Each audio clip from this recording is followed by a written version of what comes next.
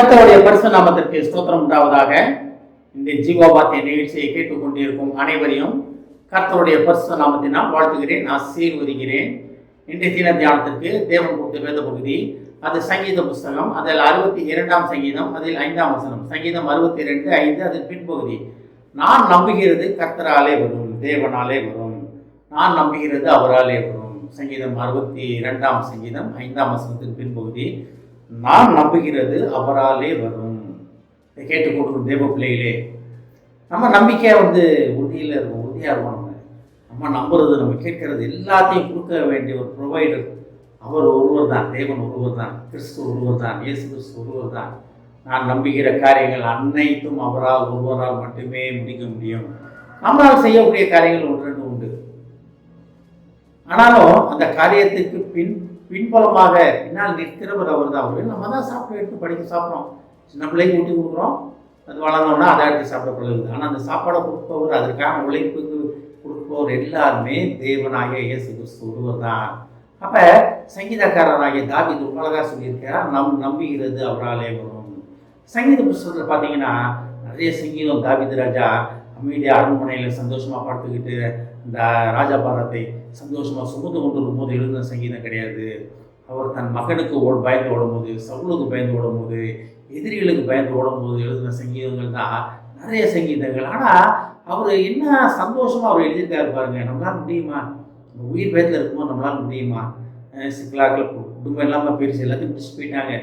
யாருக்காக அவர் எல்லாத்தையும் சேர்த்து கொண்டு வந்து யாருக்காக சண்டை போட்டு போராடினாரோ அந்த சுய ஜனமே அவங்க மேலே கல்லறிய ரெடி ஆகிட்டாங்க. ஆனாலும் கர்த்தருக்கு தன்னை திடப்படுத்தி கொண்டார் படிக்கிறோம் நம்ம. அதான் நான் நம்புகிறது கர்த்தராலே வரும். தாவீது ராஜாக்கு நல்லாவே தெரிஞ்சு நான் நம்புகிற காரியம் தேவனால் நடக்கும். ஏன்னா அவர் நம்பிக்கை தேவன் மேலே வைத்திருந்தார். நம்ம நம்பிக்கை எங்கே வைத்திருக்கிறோம்? உலகத்தின் மேல் வைத்திருக்கிறோமா?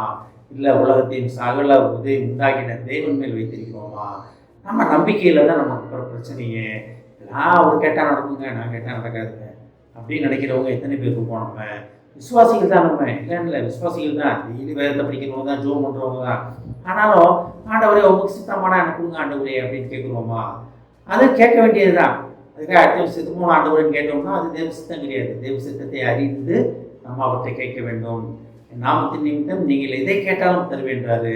தேவ நாம மகிமைப்படும் காரியங்கள் தான் நம்ம கேட்க முடியும். யோவானில் படிக்கிறோம் நம்ம. அப்போ நீங்கள் எதை கேட்டாலும் தருவேன்னு சொன்ன யோவானில் அதே தேவன் அடுத்து என்ன சொல்கிறாரு? என் நாமத்தின் நிமித்தம் நீங்கள் எதை கேட்டாலும் நான் தருவேன் அப்படின்றாரு.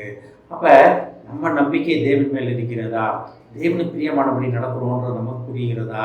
அதை நம்ம பார்க்க வேண்டும். இந்த சங்கீதத்தோட முதல் ஆரம்ப பகுதி என்ன சொல்லுது பாருங்க. என் ஆத்மாவை கர்த்தரை நோக்கி அமர்ந்தது. அவர் தன்னுடைய ஆத்மாவுக்கு சொல்றாரு. ஏன்னா ஆவி ஆத்மா சரீரம் மூன்று நமக்கு எல்லாமே தெரியும். சரீரம் மண்ணோட போயிடும், ஆவி ஆத்மா தேவனை படைத்த தேவன்கிட்ட போயிடும். அப்ப என் ஆத்மாவே தேவனை நோக்கி அமர்ந்தது. அப்ப எப்படி அமர்ந்திருக்கணும்? தேவன் மேல கொண்ட நம்பிக்கையோட நம்ம அமர்ந்திருக்க வேண்டும். தியானம் பண்ணுவது. இது ஒரு வசனம் தேவன் கொடுக்குறாரு, அந்த வசனத்தை புரிந்து கொண்டு ஆண்டவரே இந்த வசனம் என்ன சொல்றது, எனக்கு என்ன சொல்லுது ஆண்டவரே, இதன் மூலமா என் வாழ்க்கை எப்படி மாறப்போகிறது ஆண்டவரே அப்படின்னு தேவ சமூகத்தில் அமர்ந்திருப்பதற்காக கர்த்தர் அழைக்கிறார் நம்ம. அதான் என் ஆத்மாவே தேவனையே நோக்கி அமர்ந்தது. நான் நம்புகிறது அவராலே வரும். தேவனை நோக்கி அமராமல் உலக மக்கள் பின்னால் ஓடிக்கிட்டு நான் நம்பிக்கை இருந்தால் ஒன்றுமே நடக்காது. ஸ்கூலுக்கு போய் படித்தா தான் நம்ம பாஸ் பண்ண முடியும். நான் ஸ்கூலுக்கே போக மாட்டேன், பரிசு எழுதவே மாட்டேன், ஆனால் ஃபஸ்ட் ரேங்க் வரணும்னா அது நடக்குமா? வேலைக்கே போக மாட்டேன், ஆனால் மாதம் எனக்கு சம்பளம் வரணும்னு பார்த்தோம்னா அதுவும் நடக்காது. தொழிலே பண்ண மாட்டேன், கடையை போதும் குட்டி வச்சுருப்பேன், ஆனால் டெய்லி எனக்கு லட்சக்கணக்கான ரூபாய் எனக்கு வரணும்னு பார்த்தோம்னா அது நடக்காது. எதை செய்ய வேண்டுமோ அதை செய்ய வேண்டும். தொழில்னா கடையை திறந்து ஓட வேண்டும். வேலைன்னா ஒரு ரெகுலராக வேலைக்கு போய் அந்த மேனேஜர் சொல் பேசி நடக்க வேண்டும். படிக்கிற பிள்ளைனா டெய்லி ஸ்கூலுக்கு போகணும், டீச்சர் சொல்கிறதை கேட்டு நடக்கணும். அப்போ தான் அவங்களோட நம்புகிற காரியம் நடக்கும். அதே போல் நமக்கு வாழ்க்கையில் நம்ம தேவைகளை கேட்கும் பொழுது அதை படைத்த தேவனை நோக்கி அமர்ந்திருக்க வேண்டும். அதனால என் ஆத்மாவே தேவனையே நோக்கி அமர்ந்தது.